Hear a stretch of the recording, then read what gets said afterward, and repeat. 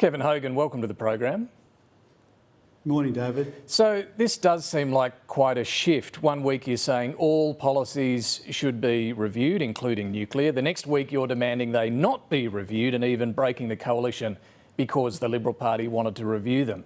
What changed? Well, David, the party room had a very firm position on nuclear. We discussed nuclear. We reviewed it in the sense that the policy that we took to the election, we didn't have to be as detailed about. The way it was going to be funded, whether it be government funding or not, could be relaxed, if you like.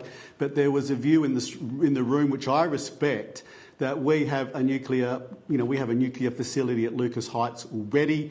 We are saying that we're going to have nuclear submarines in this country over the next decade or so, and to at least lift the moratorium on nuclear was the least we should do. Okay. And I was exceptionally happy with that. So just to be clear, you were happy to have all policies reviewed. Your party colleagues, however, wanted these policies, these four policies, though, not to be reviewed, and you accepted that. Absolutely, I think, and in some ways, there's been movement on it. I mean, we're not saying that we should go and keep the exact policy we took at the election on nuclear, and I think that's a wise decision. Was that ever settled, though, by the party room, that you drop the policy you took to the election on nuclear? No, the first time we discussed it in the party room as a whole was when David came to us when the coalition agreement was starting to be discussed and said these four policy areas, are going to potentially be taken off the table. And how did we feel about that as a party room? So that's when that discussion took place in depth. Well, OK, there's a few things here. So it's been reported by Karen Middleton for Inside Story, my ABC colleague Jacob Grieber, I understand this as well, that the party room didn't know about the four policy demands until after David Littleproud had raised them with Susan Lee. Is that what you're confirming?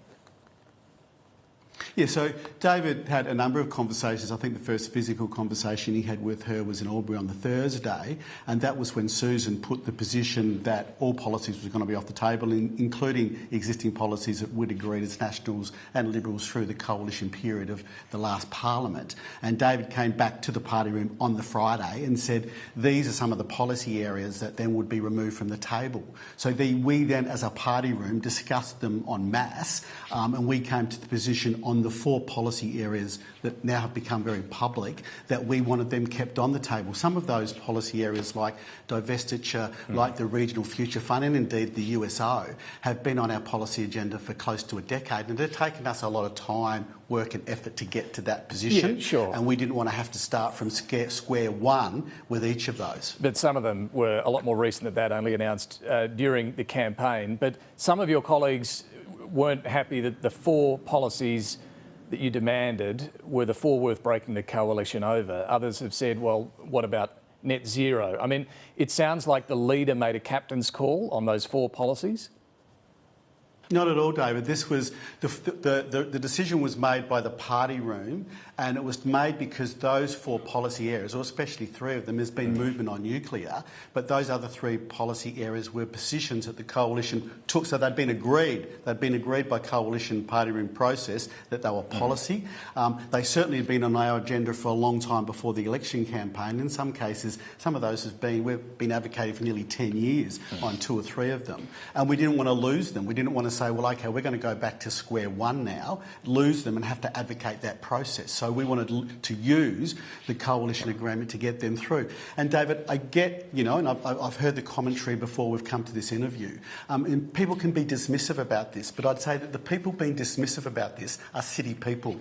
Good communications is important to everyone in the country. Divestiture is important for our farmers. The Regional Australia Future Fund is very important to us in the regions. I had someone last night say to me at the Casino Beef Week ball that thank God you stood up this week because I don't get telecommunication service and I live 4 kilometres from the centre of Casino. Not a problem you have in the cities, but a big problem we have in regional areas. No, I appreciate that. I will come back to those policies though, because some of them still seem a little unclear what the demand is. But just sticking with what happened over the course of those days with these demands, did the party room agree to drop the 7 nuclear power plants, government-owned nuclear power plants policy, and go with just lifting the ban on nuclear?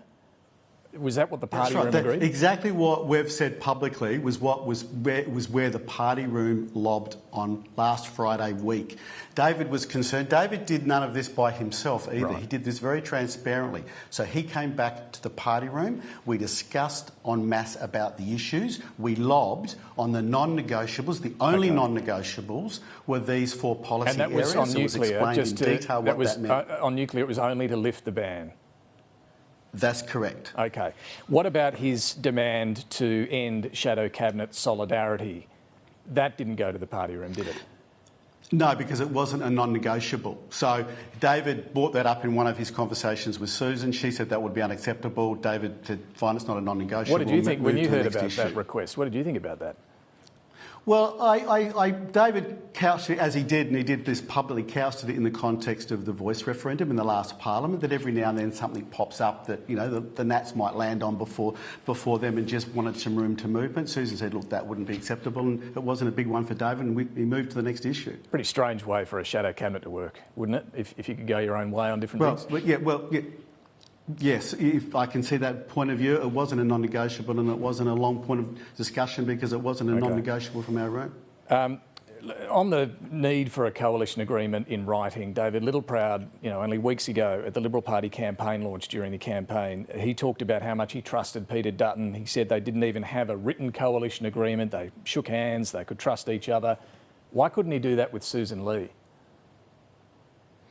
Well, that's a question for David. But look, David and Peter had a close relationship. I didn't know there wasn't a non-written one last time. There were certainly things in the last coalition agreement when Peter took over. Things like, for example, we wanted the trade portfolio brought back into the Nationals, and there's some other requests. So this is a very normal process. And the normal process, there is a written one. So it's very abnormal not to have a written coalition agreement. You keep saying it's a normal process, but just to recap, you were happy to have all policies reviewed, as normally happens at the start of a new term after you've had a big election loss. Then some decisions taken by the leader to have 4 demands. The party room agrees to those. They're a bit movable, and this goes back and forth. Is this really normal? Well, it is, David. And look, and this wasn't David's decision. I repeat, this was a decision made by the party room. And so there was no, this was a very transparent process. And again, I'd repeat, these issues, these policy issues, we can, you can say, I think someone made the comment about being petulant or arrogant.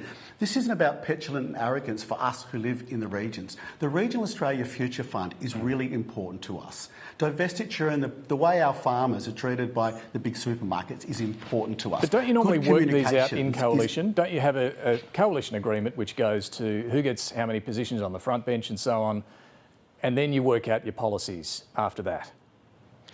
Yeah, and we'd worked out a policy position on each of these 3, or these 4, and we wanted to make sure we kept them. Because with all due respect, and you'd appreciate this, David, there are certainly obviously people within the coalition, within the Liberal Party, who don't agree with a couple of those, because probably they don't live in the bush. They're important to us. They're important to our people. And David, just to make this comment, I can tell you the feedback into my office from my community, I know a lot of my colleagues have said this, is very different from the commentary in the cities about what we've done this week. People are grateful and thankful that we are standing up for these regional principles these regional policies we have. They're important to people's daily lives here. Okay, well, let's look at these principles, what you're demanding. Divestiture powers to forcibly break up companies. Do you now want this power to apply to big box retailers like Chemist Warehouse and Officeworks, as well as supermarkets? Well, no, we want it to be exactly the same as we took to the market, to the election, which was the big supermarkets and hardware stores. So not the big box retailers. That's not how I understood the policy before the election, but this was just basically the hardware stores and the major supermarkets. So no change? There'll be nuances, and we'll have to look at... Yes, no change. Okay. The regional fund, there's been a bit of confusion about this. Do you want it to spend $1 billion a year, or do you want it to be what you took to the election? Well, eventually we want it to build it, that it spends $1 billion a year. But not year one? I've heard people say, David, too... not from year one, but eventually to build to $1 billion a year. Now, David, I've heard people say, what a pork barreling exercise this is for the regions. Well, I remind all our city cousins and our city friends that the regions fund this country. We sold $650 billion worth of stuff overseas last year, David. 2/3 of that comes from the regions, from our mining activities, from our farmers. So we, through royalties, through company taxes, through the taxes that workers in those industries pay, we are funding this country. Now, to ask for a slice of $1 billion dividend from a $20 billion fund, to give us childcare services where we don't have them, to have a doctor. David, in the city, you can have in some suburbs a doctor for every 700 or 800 people. In the regions, it can be a doctor to every 7,000 or 8,000 people in some of our regional towns. So what this fund was about was delivering better services to our regions. Our people want us to do that, and they want better communications as well. And then can I ask you about net zero? What is the Nationals' position now on net zero? The National support net zero 2050. Has that been settled? Well, that was settled years ago. So that's not up for review or being changed? The policy is as it is. The policy is as we took to the election. Okay, because not all of your colleagues agree with you on that, or that it should remain the policy. Well, but and David, on that, I'm sure even in ABC staff meetings, David, not everyone agrees on everything. Sure. But it's good to have debate, it's good to have discussion, but that is our policy. Okay, and that's been discussed post-election. Well, I'm sure there'll be people who will want to bring that up, and I look forward to it. But from your perspective, net zero should stay. The reason I'm asking you personally is because you said just the other night on Sky News that the Nationals had drunk the net zero Kool-Aid. What did you mean by that? Well, we've agreed to it. We signed up to it. And post that, when we did that, we agreed that we had to look at a policy that works. I mean, I'm not going to prosecute it now because we just lost an election. But the phrase is, drinking the Kool-Aid, it means blindly accepting something without questioning it. No, I don't. Well, that's not the way I define it. So you're right on board for net zero. How do you get there to net zero without taxpayer-funded nuclear power plants? Well, that's a policy that we're now going to have to develop because obviously I'm not going to prosecute it now, David. We don't think the current government policy is going to work either right now because of the renewable rollout. We don't think it's going to happen, but that's a policy formulation that we're going to have to do now. Can you think of a way to get there without nuclear and without renewables? Well, David, I'm not going to hypothesise on that today on your program, but we're obviously going to have to formulate a policy on it. All right. Well, that'll be interesting. Should David Littleproud remain as leader? Absolutely. He took a position. He took where the negotiations were at with the party room to the party room on Friday. He got permission. He got the acceptance for the party room to say if we can't meet these 4 policy areas, which again, David, are really important to regional communities. He said he got the permission of the room to say if we don't get these, we won't be able to sign up. He got an answer back from the leadership of the Liberal Party that didn't give us that comfort. He then followed through, went back to the party room and said, are you still happy? And they said yes. So he did it all in line with the party room's procedures and processes. I think the party room has great respect for that. And I'll note, there's always malcontents in any room, David, but one person you didn't mention in the intro to this program was Matthew Canavan. Matthew obviously went for the leadership of the Nationals 2 weeks ago. He, on Friday, congratulated David on his courage and the process that he followed and the result that we got. So that shows the strengths of David's leadership. Do you think Matt Canavan still wants David Littleproud to be leader, though? Has he told you that? Well, I think what I do know is that Matt Canavan has just publicly congratulated David on his courage and on the process that he followed to get the result that we got with these 4 policy areas. Some of your That's other colleagues, quite a statement. Okay, some of your other colleagues have hardly been congratulating him. We heard Barnaby Joyce earlier. We heard Michael McCormack earlier. We heard Darren Chester earlier. Do you think someone like Michael McCormack returning as leader would be a good idea? David, I think this is a hypothetical that is not on the cards. David has followed a process with the permission given to him by the room He got the room's approval to do all of this.